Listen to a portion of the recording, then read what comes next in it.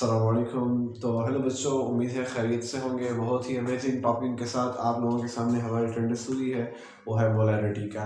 तो आइए शुरू करते हैं। हम लोग टॉपिक को डिस्कस करेंगे, कंसंट्रेशन ऑफ सॉल्यूशंस। कुछ टॉपिक्स हैं। सबसे पहले हम मोलैरिटी को डिस्कस करेंगे। मोलैरिटी है एंड नॉर्मलिटी है। हम इन तीनों को डिस्कस करेंगे फर्दरली स्टेप बाय स्टेप। तो सबसे पहले हम लोग मोलैरिटी को डिस्कस करने वाले हैं। टॉपिक का नाम लिख लें, मोलैरिटी।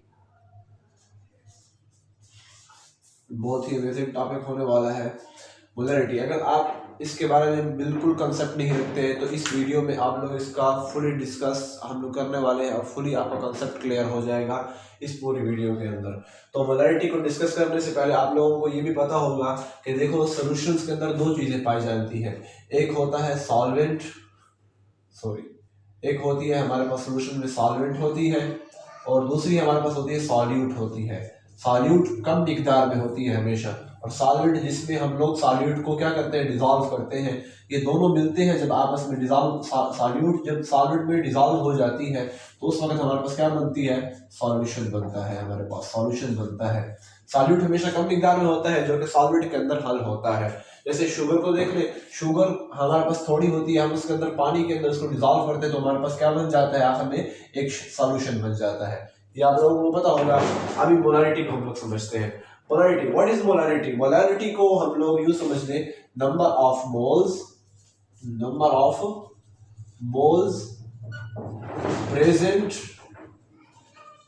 प्रेजेंट और dissolved in 1 liter, in 1 litre. ठीक है, यानी हमारे पास आपके ये तो डेफिनेशन बुक्स में भी लिखी हुई है, तो आप हमें ये क्यों बता रहे हैं? तो बिल्कुल ये लिखी हुई है, मैं आपको कुछ बताने वाला हूँ। कैसे? आप लोग ये समझे कि नंबर ऑफ मोल्स की तादाद जो कि मौजूद हो या फिर उसमें हल हो गई हो 1 लीटर के अंदर, उसे हम लोग क्या कहते हैं, मोलैरिटी कहते हैं। यूँ समझे आप लोगों को मैं यूँ समझाता हूँ। फॉर एग्जाम्पल देख लेते हैं, द मोलैरिटी, एग्जाम्पल देते हैं, द मोलैरिटी ऑफ शुगर ले लेते हैं, उसी की sugar in solution is 2m। याद रखें, मैं एक बात बताना भूल गया। मोलैरिटी को हम लोग क्या करते हैं, डिनोटेड बाय कैपिटल M। हम लोग हमेशा मोलैरिटी को कैपिटल M से डिनोट करते हैं। मैं इसका फार्मूला बताने वाला हूँ, आप लोग ये समझिए इसका एग्जांपल। यानी हमारे पास मोलैरिटी क्या है, यानी अगर मोलैरिटी बता रहे हैं कि molarity of sugar in solution is 2m, कि एक सोल्यूशन है, पानी है, उसके अंदर शुगर की जो मोलैरिटी है वो 2m है। इसका मतलब ये है, अगर आप लोग ये समझ लिया, इसका मतलब ये है कि हमारे पास 2 moles of sugar is present in 1 liter of solution। इसका मतलब ये है हमारे पास कि हमारे पास शुगर के 2 मोल मौजूद हैं जो कि 1 लीटर सोल्यूशन के अंदर क्या है, प्रेजेंट है, डिसॉल्व है। इसका मतलब ये है। इसका वो क्या होगा, फार्मूला क्या होगा, हम फार्मूले की तरफ चलते हैं। इसका फार्मूला इसी आप उससे निकाल सकते हैं। इसी की जो आप लोगों के पास ये जो मैं आप लोगों को ये बता रहा हूँ डिफिनेशन, इसी से निकाल सकते हैं। इसकी डेफिनेशन के अंदर आप लोगों ने क्या देखा, डेफिनेशन में देखा कि मोलैरिटी क्या करती है, मोलैरिटी के अंदर हमें वो मोल्स जो कि प्रेजेंट होते हैं 1 लीटर के अंदर, हमें उसका पता चलता है। यानी आप लोग यूं समझ लें कि हमारे पास क्या है, M is equal to M। Molarity को डिनोट करने वक्त हम लोग M, कैपिटल M लिखते हैं। Molarity number of moles of solute लिखिए क्योंकि हम लोग सॉल्यूट की बात कर रहे होते हैं। सॉल्यूट पर मौजूद होंगे divided by volume of solution.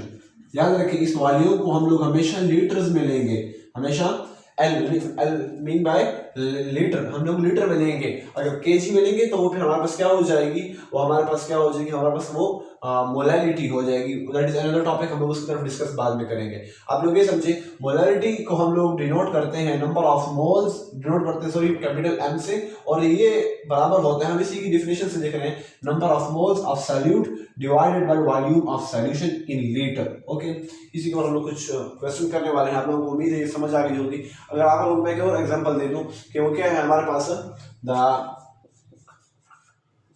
एक मिनट में पेन चेंज कर लूं।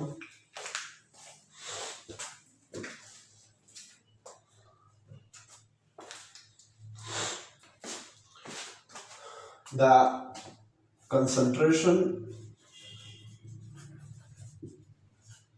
of H plus ions in 1 liter solution is 3.0 m। यानी हमारे पास H प्लस आयंस 1 लीटर के अंदर 3.0 मोल्स मौजूद हैं। यानी नहीं समझे आप लोग, यानी इसका मतलब ये है हमारे पास कि हमारे पास एक सोल्यूशन है जिसके अंदर हमारे पास क्या है, हमारे पास H प्लस आयंस जो हैं उसके 3 moles of H plus ions are present in 1 litre. हमारे पास 1 लीटर में 3.0 मोल्स, 3.0 मोल्स हमारे पास मौजूद हैं H प्लस आयंस के। आप लोगों को कुछ मैं क्वेश्चन करूंगा, इस वक्त आप लोगों को ब्रीफली समझ आ जाएगी, तो हम लोग क्वेश्चन की तरफ चलते हैं। तो बच्चों हमारे पास एक क्वेश्चन है, find the molarity of 40 gram of NaOH dissolved in 250 ml of solution. कि हमारे पास एक सॉल्यूशन है, उसके अंदर हमारे पास मोलैरिटी को हमने जांचना है, किसकी मोलैरिटी को हमने ढूंढना है, NaOH की। NaOH हमारे पास एक क्या है, एक हमारे पास सॉल्यूट है, ये समझ लें। सॉल्यूट हमने डिसॉल्व किया है एक सॉल्यूशन के अंदर, कितना हमने सॉल्यूट डिसॉल्व किया है, 40 ग्राम हमने NaOH लिया है, हमने उसको डिसॉल्व किया है 250 ml के अंदर। हमने इसकी भी मोलैरिटी को क्या करना है, ढूंढना है। हमने इसकी मोलैरिटी को क्या करना है, हमने ढूंढना है। हम लोग चलते हैं इसी की तरफ। हम लोगों को पता है सर, हम लोग इधर सॉल्यूशन लिख लेंगे। क्या है, सबसे पहले हम लोग क्या करेंगे, हम लोग सबसे पहले मोलैरिटी का फार्मूला लिखेंगे। मोलैरिटी का फार्मूला क्या है, N/V, N number of moles in of solute and divided by volume of solution in litre. हम लोग इसको वो करेंगे, इधर मैं लिख लेता हूँ इन लीटर। ओके, तो हम लोग पुट करेंगे। हम सबसे पहले याद रखें हमारे पास नंबर ऑफ मोल्स, अगर आप लोगों को याद नहीं है तो मैं आप लोगों को बता देता हूँ। नंबर ऑफ मोल्स जो है हमारे पास क्या होता है, ये बराबर होता है मास बाय गिवन, ये हमेशा याद रखें, ये वाला मास हमेशा गिवन होगा, और bye molecular mass, molecular mass हमें मालूम करना होगा। ये N/V है हमारे पास, ठीक है। ये N की क्या है हमारे पास, N यानी कि number of moles of solute is equal to mass पर मॉलिक्यूलर मास। ओके, हम लोग पुट करेंगे N क्या है हमारे पास, मास बाय मॉलिक्यूलर मास। याद रखें मास भी हमेशा सॉल्यूट का होगा, हमेशा सॉल्यूट का हम लोग लेंगे, और मॉलिक्यूलर मास भी हम लोग सॉल्यूट का ले रहे होंगे। ओके, और डिवाइडेड बाय, ये डिवाइड यहाँ पे ये वाला डिवाइड बाय वॉल्यूम होगा। वॉल्यूम हमें कितना दिया गया है हमें, हाँ सॉरी वॉल्यूम नहीं, हमारे पास सॉल्यूशन कितनी है, कितने वॉल्यूम में है, 250 ml में है। याद रखें ml है, लेकिन हम लोग किस में ले रहे हैं, लीटर में ले रहे हैं। अगर लीटर में ले रहे हैं तो हम लोगों को मालूम है कि 1 लीटर में हमारे पास 1 लीटर में ये इज इक्वल होता है 1000 मिलीलीटर और 1000 सेंटीमीटर क्यूब। ओके, ये हमारे पास इसके बराबर होता है 1 लीटर। हमारे पास क्या दिया, मिलीलीटर दिया हुआ है, 250 मिलीलीटर है। हम लोग क्या कर लेंगे, इसको डिवाइड कर लेंगे 1000 के ऊपर, किस पर, 1000 पे डिवाइड कर लेंगे।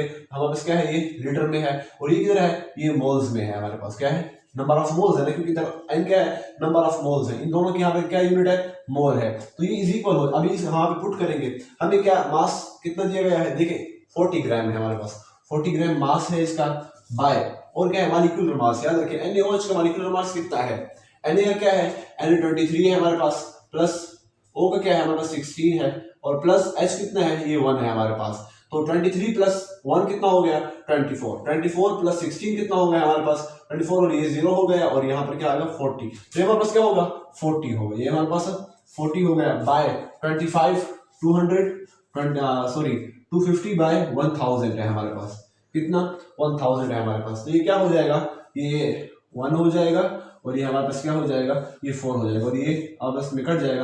यहाँ पे हमारे पास क्या आ जाएगा 1/4 आ जाएगा और ऊपर क्या है मोल है तो मोल बाय लीटर आ जाएगा। तो मैं इसको यूं भी लिख सकता हूं कि हमारे पास क्या हो जाएगा, ये 4 क्या हो जाएगा हमारे पास 4 लीटर मोल पर लीटर, सॉरी मोल पर लीटर। तो मैं इसको ये भी लिख सकता हूं कि 4m, क्योंकि मोल पर लीटर क्या है, इसकी यूनिट है वो m है, देखिए m है। तो हमारे पास क्या हो जाएगा, हमारे पास क्या हो जाएगा मोलारिटी कितनी होगी 4m हो जाएगी, 4m, यानी हम लोग उसके 4 मोल्स डालेंगे, 4 उसके मोल्स डालेंगे किसके अंदर, हम लोगों ने डाली 40 ग्राम डाला NaOH का 250 मिलीलीटर में, तो उसकी मोलारिटी कितनी होगी 4 मोलारिटी होगी उसकी, मोल पर लीटर हमारे पास क्या होगी 4 मोलारिटी होगी। सेकंड क्वेश्चन की तरफ चलते हैं, उम्मीद आप लोगों को समझ आई होगी। हमने क्या किया यहाँ पर हमने उसका वॉल्यूम को फाइंड किया, वॉल्यूम हमारे पास कितना 250 हमें दिया गया था, उसका मास हमें दिया गया था, मॉलिक्यूलर मास हमने खुद पता किया, उसके एटॉमिक नंबर को वो करके हमने वो किया, उसका एटॉमिक मास को वो करके मालूम करके उसके हम लोगों ने प्लस कर दिया, प्लस करने के बाद हम लोगों को पता चल गया और हमने उसके बाद हमने आखिर में उसको पुट किया और पुट करने के बाद हमें ये क्वेश्चन का आंसर आ गया। तो उम्मीद है आप लोगों को समझ आई होगी। नेक्स्ट क्वेश्चन की तरफ चलते हैं, एक बहुत ही सिंपल क्वेश्चन और थोड़ा सा इससे डिफरेंट होगा, उम्मीद आप लोगों को समझ आ रही होगी। तो अगले क्वेश्चन की तरफ चलते हैं। 4.9 ग्राम H2SO4 यानी sulphuric acid dissolved in 500 centimeter cube solution। हमारे पास सल्फ्यूरिक एसिड है, हमने सल्फ्यूरिक एसिड 4.9 ग्राम किस में डिजॉल्व किया है, किस में 500 सेंटीमीटर क्यूब सोल्यूशन के अंदर हमने डिजॉल्व किया है। मांग क्या रहा है मोलारिटी, इस सोल्यूशन की मोलारिटी कितनी होगी। सबसे पहले हम लोग क्या करेंगे, उसका मोलारिटी का फार्मूला लिखेंगे। हम लोग जानते हैं मोलारिटी को कैपिटल M से क्या डिनोट किया जाता है, ये इज इक्वल टू हमारे पास बराबर है ये N/V के। N क्या है हमारे पास, that is called number of moles of solute and volume in liter of solution का हमें वॉल्यूम देना है। तो हम लोग सबसे पहले इसको हमें पता है N क्या मतलब है, N का N is equal to mass given mass by molecular mass of solute, molecular mass of solute, ठीक है, ये आप लोगों को पता होगा। बाय वॉल्यूम हमारे पास क्या है, वॉल्यूम हमारे पास है 500 सेंटीमीटर क्यूब है, याद रखें 500 सेंटीमीटर क्यूब है। तो हमें क्या करना होगा, हमने किस में लेना है, 1 लीटर लेना है, 1 लीटर में अपने वॉल्यूम को देना है।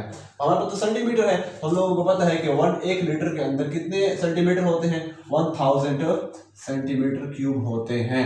ऐसे ही 1000 हमारे पास मिली लीटर होते हैं।